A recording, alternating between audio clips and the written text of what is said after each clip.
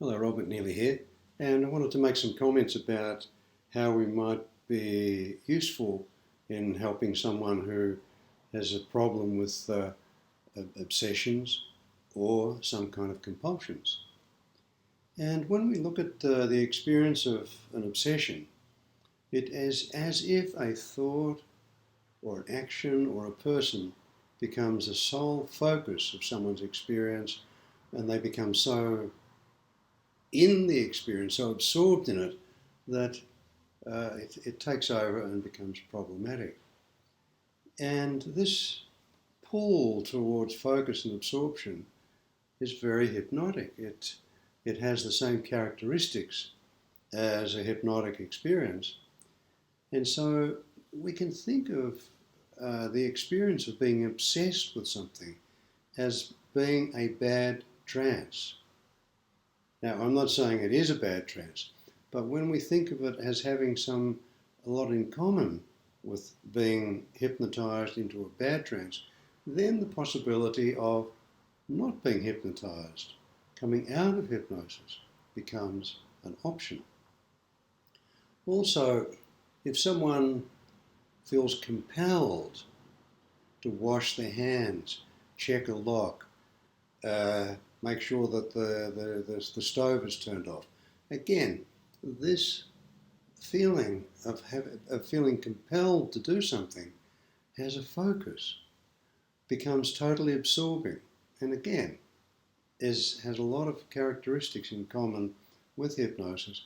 So again, we can think of it as another bad trance, and then the therapy can take the shape of helping someone not be hypnotized or to come out of hypnosis.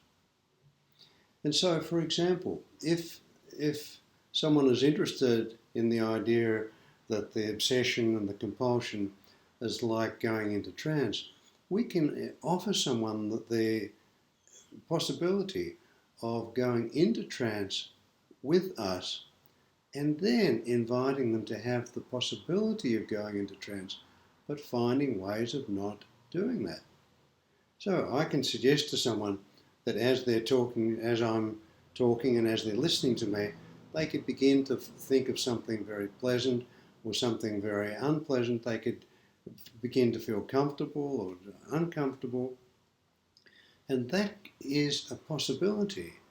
But I could invite this person, even though it's possible, to see how they can, in their own way, allow themselves to stay present and not be hypnotized. And the idea then is if someone doesn't have to be hypnotized by us, they can learn how to not have to be hypnotized by the obsession, not have to be hypnotized by the compulsion, and they can then stay present.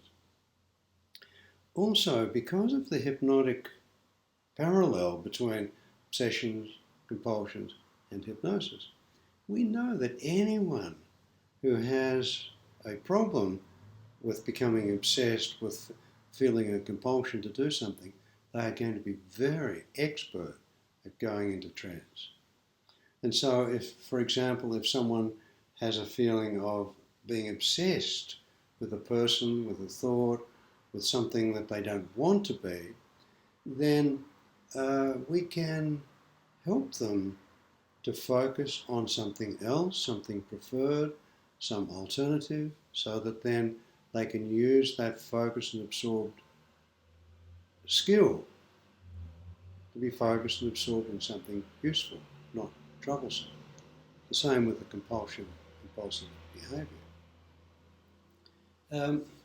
And also, it's possible because of the plasticity and the flexibility of experience that happens in hypnosis, we can invite someone to leave the obsession or the compulsion in the past, to forget about them, to let them go, to release them, and so on, and so be free of them.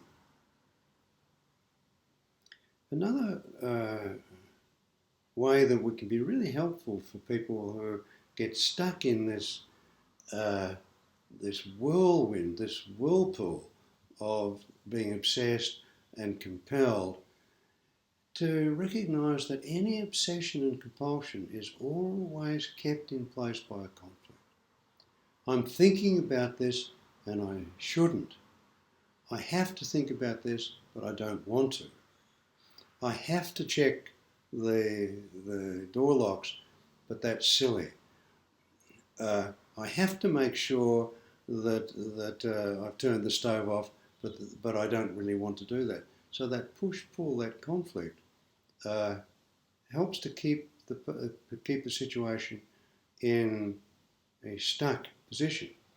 So simply by giving someone permission for a time to sit down and obsess about something, a guilt-free, conflict-free opportunity to obsess. If someone is given permission to check the light switches, the stove, the locks, for the number of times that they have to do it, 7 times or 10 times, if they're instructed, given permission to do that, that helps to relieve the conflict, the pressure, the stuckness, and very often someone can let it go. So I wanted to just offer some ideas, in addition to whatever else that you might be doing, to add some more options, so some more ways of interacting with clients, and in particular noticing that every person is going to have their own particular problem with the problem that they have. And when we listen to how come this is a problem to you, not how come this is not a problem, a condition to be treated, but this is an experience that you are having, that this individual client is having in their own unique individual way, helps us to clarify with them what's missing for them, what will be helpful for them, what will be relevant for them, so that they can just leave this problem, let it go, leave it in the past. So there's some ideas, please play with them and see what difference that can make to the effectiveness of your work, and it'll be lovely to hear from you about what you discovered in this process. Thank you for watching this.